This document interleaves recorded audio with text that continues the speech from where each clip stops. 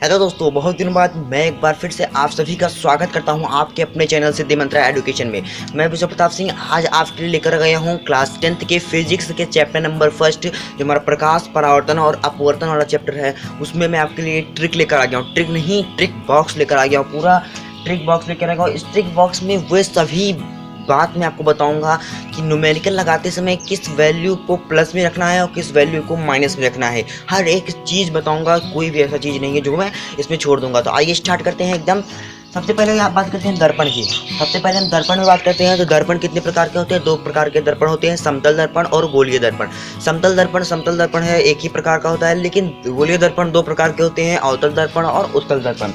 हम यहाँ पर समतल दर्पण की बात करें, दर्पण में अगर हम समतल दर्पण की बात करें तो समतल दर्पण की अगर हम फोकस त्रिज्या बात करें, अगर हम फोकस दूरी की त्रिज्या बात करें, यानी त्रिज्या उसकी कितनी है, अगर वो कोई बड़ा से गोले का टुकड़ा है तो उसकी त्रिज्या कितनी है, तो वह होता है अनंत, इनफाइनाइट। हमेशा अगर समतल दर्पण में अगर त्रिज्या पूछ रहा है, वक्रता त्रिज्या पूछ रहा है, या फिर आर की वैल्यू आपको कहीं रखनी है तो आप रखेंगे इनफाइनाइट। ठीक है, वैसे मैं बता दूं 10th में समतल दर्पण नहीं है, समतल दर्पण को हमें 12th में पढ़ना रहेगा। उसके बाद आता है एफ। अगर वक्रता त्रिज्या अनंत है तो फोकस भी अनंत होगा, क्योंकि हम जानते हैं एफ बराबर r/2 है। इसको हमने प्रूफ भी किया है कि जो एफ होता है वो r का दोगुना होता है। इसका मतलब यहाँ से ये निष्कर्ष निकलता है कि जो एफ होता है वो पोल और सेंटर ऑफ कर्वेचर के बीच में होता है। ठीक है, तो इस हिसाब से यहाँ पर जो फोकस होगा वो भी हमारा यहाँ पर अनंत हो जाएगा। अगर हम इसमें v की बात करें, यानी कि अगर हम वस्तु की दूरी की बात करें, दर्पण से वस्तु की दूरी को बात करें तो यहाँ पर हो जाएगा माइनस का u हो जाएगा, मतलब कि ये बराबर होगा माइनस यू के। कितना बराबर होगा? देखिए, हमेशा यहाँ पर समतल दर्पण में बता रहा हूँ, ये अवतल दर्पण, उत्तल दर्पण, और यहाँ पर लेंस में दोनों लेंसों में काम आएगा कि यू हमेशा हमें माइनस में रखना है। कोई भी दर्पण हो, कोई भी लेंस हो, अगर यू की वैल्यू हम रख रहे हैं या फिर यू की वैल्यू को हमें प्राप्त करना है तो हमें वो माइनस में ही मिलेगा, हमें उसको माइनस में ही रखना चाहिए। क्यों ऐसा होता है? क्योंकि हमें कार्तीय चिन्ह परिपाटी का पहला नियम है कि बिंब सदैव दर्पण की बाईं ओर रखा जाता है। इसलिए दोस्तों आप देखते हैं v जो है ना, अगर आप समतल दर्पण की बात करें तो समतल दर्पण में जितनी दूरी पर आपका प्रतिबिंब बनेगा, जितनी दूरी पर आप खड़े रहेंगे उतनी दूरी पर दर्पण के अंदर आपका प्रतिबिंब बनेगा। तो इसका मतलब हो गया v बराबर होता है u के। लेकिन एक बात ध्यान दीजिए कि u जो होता है हमेशा माइनस में होता है, तो जो हमारा माइनस का u होगा जो दर्पण साइड में, वो बराबर होगा v के, जो कि दर्पण के अंदर बन रहा है। ठीक है, अगला आता है हमारा m मतलब होता है आवर्धन, मैग्निफिकेशन कितना होगा? हमें समतल दर्पण का मैग्निफिकेशन हमेशा 1 होगा। क्यों होगा? क्योंकि समतल दर्पण के सामने अगर आप खड़े हो जाते हैं तो आपके समान प्रतिबिंब, आपके समान साइज का प्रतिबिंब मिलता है। जितने बड़े आप हैं उतने ही दर्पण में रहेंगे। ठीक है, अगला आता है दूसरे नंबर पर आता है हमारा अवतल दर्पण। अवतल दर्पण क्या होता है? जो वह दर्पण जो कि अंदर की तरफ, जिसका परावर्तक पृष्ठ अंदर की ओर वक्रित तथा पॉलिश की अवस्था बाहर की तरफ उभरा हुआ रहता है, उसे हम अवतल दर्पण कहते हैं। ठीक है, मैंने क्या कहा कि जिसका परावर्तक पृष्ठ अंदर की ओर धंसा हुआ हो। अगर हम एक गोला बना लेते हैं जिसका परावर्तक पृष्ठ अंदर की तरफ धंसा हुआ है, तो आप ध्यान दीजिए कि ये ऐसे अगर गोला है, मान लीजिए यहाँ पर एक नीचे वृत्त बना हुआ है। ठीक है, तो इसको वृत्त ना मानिए, अगर आप गोला मान लीजिए तो अवतल दर्पण कैसे बनेगा? हम इसको एक कटे हुए गोले का भाग होता है अवतल दर्पण, तो हम उस गोले को काट देते हैं। ठीक है, हमने इसको काट दिया तो वहाँ पर जो हमारा अवतल दर्पण बनेगा, वहाँ देखिए उस गोले का कटा हुआ भाग है ना, तो उस गोले का जो है एक कोई त्रिज्या होगी, वही त्रिज्या जो है उस अवतल दर्पण की भी त्रिज्या होगी, वही त्रिज्या जो है उस अवतल दर्पण की भी त्रिज्या होगी। ठीक है, अवतल दर्पण की भी त्रिज्या होगी, तो जो हमारे आर होगी ना, वो जो हमारा आर होगा, होगी नहीं होगा, जो आर होगा मतलब अवतल दर्पण जो हमारा बना है, जो अवतल दर्पण बना वो इस साइड से, देखिए उस साइड पॉलिश किया गया है क्योंकि इस तरफ अंदर की तरफ धंसा हुआ ऐसे वक्रित है, तो इस साइड में क्या है माइनस होता है, उस साइड में होता है प्लस। तो इस साइड में जब माइनस होगा तो यहाँ पर देखिए आर जो है हमेशा माइनस होगा। ठीक है, यानी कुल मिलाकर के अवतल दर्पण में आर माइनस होगा, और एफ बराबर r/2 की प्रूविंग के हिसाब से एफ भी जो है माइनस हो जाएगा, क्योंकि अवतल दर्पण का फोकस भी इसी साइड होता है, दर्पण की बाईं ओर ही होता है, क्योंकि उसका परावर्तक पृष्ठ बाईं ओर होता है। बात करते हैं यू की। अगर यू की बात करें तो वो हमेशा नेगेटिव होगा, जैसा कि मैंने आपको पहले बता दिया कि वो हमेशा नेगेटिव होगा। अगर हम अवतल दर्पण में उसके आवर्धन की बात करें, मैग्निफिकेशन की बात करें, तो उसमें प्रतिबिंब कितना बड़ा या कितना छोटा बनेगा, तो यहाँ पर देखिए m अगर लेस देन है 1 के, यानी 1 से छोटा है, अगर m अगर 1 से छोटा है तो वह उसमें बनने वाला प्रतिबिंब वस्तु से छोटा होगा। अगर m ग्रेटर देन है 1 से, अगर 1 से बड़ा है m तो क्या होगा, वस्तु से बड़ा होगा, तब प्रतिबिंब हमें वस्तु से बड़ा प्राप्त होगा। और अगर m बराबर 1 है, अगर m 1 के समान है तो प्रतिबिंब समान साइज का प्राप्त होगा, जैसा कि दर्पण में समतल दर्पण प्राप्त होता है। जैसा कि आप सबको पता है कि अवतल दर्पण 6 स्थितियों का स्पष्ट प्रतिबिंब बनाता है, 6 स्थिति बनाती है। तो 6 स्थिति में जो प्रतिबिंब बनता है वहां से ये आवर्धन लगाए जा सकते हैं। एक केस में समान बनता है, एक दो केस में छोटा बनता है और एक दो केस में बड़ा बनता है, ठीक है। अगर हम इसमें आवर्धन की बात करिए तो हमारा आवर्धन था कि वस्तु से छोटा होगा या बड़ा होगा, लेकिन अगर हमें ज्ञात करना हो कि कितना बड़ा है या कितना छोटा है तो m बराबर होता है h'/h, यानी प्रतिबिंब की ऊंचाई और वस्तु की ऊंचाई के अनुपात को ही हम आवर्धन यानी मैग्निफिकेशन कहते हैं।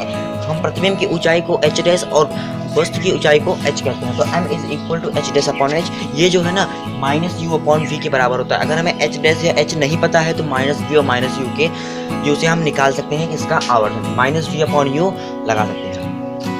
दर्पण सूत्र की बात करें अगर मैं यहाँ पर, तो दर्पण सूत्र 1/v + 1/u = 1/f होता है। अगर आप इसी सीक्वेंस में याद करते हैं तो आपके लिए आसान होगा लेंस सूत्र याद करने में, ठीक है। मैं आपको पहले लेंस सूत्र बता देता हूँ। देखिए, दर्पण सूत्र होता है 1/v + 1/u = 1/f, लेकिन अगर आप इसी सीक्वेंस में याद करते हैं तो इस प्लस की जगह हम माइनस कर देंगे तो हमारा आ जाएगा लेंस सूत्र। लेंस सूत्र होता है 1/v - 1/u = 1/f। उत्तल दर्पण, देखिए उत्तल दर्पण में हमेशा जो है R उसका जो होगा वो पॉजिटिव होगा, तो R पॉजिटिव तो F भी पॉजिटिव होगा हमेशा, और U तो नेगेटिव होता ही है। और M, उत्तल दर्पण में M जो है हमेशा 1 से छोटा होगा, ठीक है। उत्तल लेंस की बात करें तो उत्तल लेंस में हमेशा R जो है पॉजिटिव होगा, तो R जब पॉजिटिव होगा तो F भी पॉजिटिव होगा। और यहाँ पर देखिए अगर V की बात करें, यहाँ पर इस केस में अगर हम V की बात करें, यदि V प्लस में आ गया, देखिए अवतल दर्पण में इस साइड हमेशा जब हम अवतल लेंस को यहाँ पर देखिए, उत्तल लेंस को अगर देखें तो प्रतिबिंब अगर हम इस साइड बिंब को रख रहे हैं माइनस की तरफ तो वहाँ प्लस की तरफ बनता है हमेशा प्रतिबिंब, लेकिन एक केस ऐसा होता है जबकि माइनस में बन जाता है, ठीक है। तो एक बात ध्यान दीजिए, अगर पॉजिटिव में आ गया, अगर पॉजिटिव में प्रतिबिंब आ गया यानी प्लस में आ गया तो समझ लीजिए वो प्रतिबिंब जो है रियल होगा, वास्तविक होगा। लेकिन अगर नेगेटिव में आ गया, V जो है नेगेटिव में आ गया तो वह आभासी होगा, वह नकली होगा, ठीक है। वो हमें पर्दे पे प्राप्त नहीं किया सकता। अवतल दर्पण की अगर हम बात करते हैं तो अवतल दर्पण की R जो होता है, अवतल दर्पण में R हमेशा नेगेटिव होता है, अवतल दर्पण में R हमेशा नेगेटिव होता है, और जब R नेगेटिव होगा तो F भी नेगेटिव होगा, और U तो नेगेटिव होता ही है, मैंने आपको पहले ही बता दिया है। V की बात करें तो V भी हमेशा नेगेटिव होता है, क्योंकि जिस तरफ हम वस्तु को रखते हैं उसी तरफ उसका प्रतिबिंब बनता है। अगर हम M की बात करें यहाँ पर तो M हमेशा 1 से बड़ा हो, 1 से छोटा होगा, m लेस देन होगा 1 के, और m लेस देन का मतलब होता है वस्तु से छोटा। यह आवर्धन अगर आप याद कर लेते हैं तो सभी में आप यूज कर सकते हैं, ठीक है। बस अवतल लेंस और उत्तल दर्पण, अवतल लेंस उत्तल दर्पण में m जो है इस तरह से होगा, और उत्तल दर्पण और उत्तल लेंस में पॉजिटिव नेगेटिव वाला लफड़ा एक ही रहेगा, ठीक है। अब बात करें लेंस सूत्र, मैंने आपको बता दिया लेंस सूत्र होता है 1/v - 1/u = 1/f। आवर्धन की बात करें तो आवर्धन मतलब m, और इसमें आवर्धन का मतलब छोटा बड़ा से नहीं है, आवर्धन का मतलब है कि वस्तु प्रतिबिंब से या प्रतिबिंब वस्तु से कितना बड़ा है हमें यह ज्ञात करना हो तो m बराबर होता है I/O। I मतलब इमेज का साइज और ऑब्जेक्ट का साइज, प्रतिबिंब के साइज, प्रतिबिंब का आकार और उसका वस्तु का साइज अगर ध्यान में पता हो तो उसका आवर्धन निकल जाएगा। अगर हमें इसका आवर्धन पता है, वस्तु का साइज निकालना है और हमें प्रतिबिंब के साइज पता है तो हम वो भी निकाल सकते हैं। मतलब 2 पता रहेगा तो 1 निकाल ले जाएंगे, 1 नहीं पता रहेगा तो नहीं कुछ होगा। इसके अगर हमें ये नहीं पता है तो हम V/U से निकाल सकते हैं। अगर आपको दर्पण का आवर्धन याद है -V/U, तो लेंस में आप V/U ही याद कीजिएगा, ठीक है, क्योंकि इसमें माइनस हट जाता है। जिस प्रकार से दर्पण में लेंस सूत्र प्लस होता है और माइनस होता है, दर्पण में दर्पण सूत्र प्लस होता है और लेंस में लेंस सूत्र माइनस हो जाता है, उसी तरह से दर्पण में दर्पण का आवर्धन -V/U होता है और लेंस में V/U हो जाता है, ठीक है। आ जाता है लेंस की क्षमता। लेंस में हमें क्षमता निकालना होता है कि वह कितनी क्षमता का है, कितनी उसका पावर है, कितना अच्छा काम करेगा, वो ये निकालना रहेगा। तो बहुत ही आसान सा सूत्र है P = 1/f। P = 1/f होता है, यानी कि फोकस दूरी के व्युत्क्रम को ही दर्पण का फोकस दूरी की व्युत्क्रम को ही हम लेंस की क्षमता कहते हैं। लेंस क्षमता को हम P से लिखेंगे तो P इज इक्वल टू जाएगा 1/f हो जाएगा, 1/f हो जाएगा। लेकिन 1/f हम तभी लगाएंगे जब हमें फोकस दूरी मीटर में दिया रहेगा। अगर फोकस दूरी में मीटर में दे रखा है तो P is equal to 1/f लगाएंगे। यदि अगर सेंटीमीटर में दे दिया है हमें तो P is equal to 100/f लगाएंगे 100 पर, क्योंकि हम सेंटीमीटर में चेंज करते हैं तो 100 से गुणा करा देते हैं, तो 100 से गुणा कराने पर यहाँ पर 100/f आ जाएगा। ठीक है, एक बात ध्यान दीजिए, उत्तल लेंस की जो यहाँ पर देखिए उत्तल लेंस का जो फोकस दूरी होता है हमेशा पॉजिटिव होता है। जब उत्तल लेंस का फोकस दूरी पॉजिटिव तो उसका पावर भी पॉजिटिव। लेकिन अवतल दर्पण का देखिए, अवतल दर्पण का फोकस दूरी माइनस होता है तो पावर भी उसका माइनस हो जाएगा। ठीक है, इसका मात्रा डायोप्टर होता है, क्षमता का मात्रा डायोप्टर होता है। अगर आप कभी भी किसी लेंस का क्षमता निकाल रहे हैं तो आप उसको जो है उसके आगे डायोप्टर जरूर लिखिए। और यहाँ पर किसी वैज्ञानिक का नाम था, उन्हीं के जिन्होंने इसके बारे में बताया था और उन्हीं के नाम से इसकी क्षमता को डायोप्टर लिखा गया। आप कभी भी अगर सवाल लगा रहे हैं, न्यूमेरिकल लगा रहे हैं तो उसमें अगर क्षमता को बता रहे हैं तो डायोप्टर मात्रा जरूर लिखिए। इसे हम शॉर्ट फॉर्म में डी से लिखते हैं। ठीक है, तो सामने मैंने डी लिख दिया है।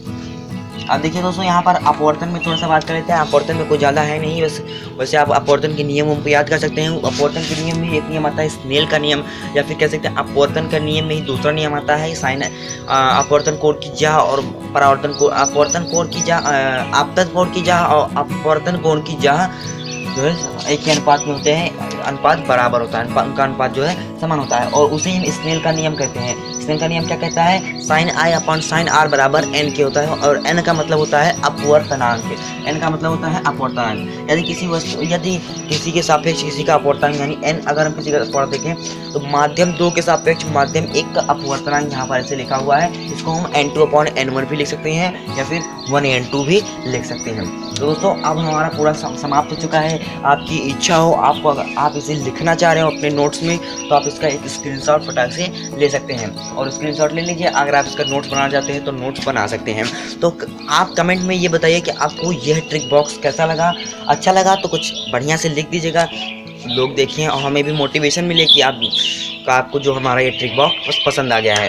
तो चैनल को सब्सक्राइब भी कर लीजिए। मैं आपके लिए विद्युत का और जो हमारा मानव नेत्र का है उसमें भी थोड़े बहुत 1-2 ट्रिक्स लेकर आने वाला हूँ। उसके बाद विद्युत में मैं एक वीडियो में सभी सूत्र को कराने वाला हूँ। फास्ट ट्रैक रिवीजन 10 से 15 मिनट में पूरा चैप्टर समाप्त करूँगा, उसको पूरा मैं रिवीजन कराऊंगा। तो आप चैनल सब्सक्राइब कर लीजिए, बेल आइकन प्रेस कर लीजिए तो आपको मिल जाएगा। इसको अपने दोस्तों के पास शेयर भी कर दीजिए, और वीडियो पसंद आया तो लाइक कर दीजिएगा और कमेंट में कुछ अच्छा जरूर लीजिएगा। धन्यवाद।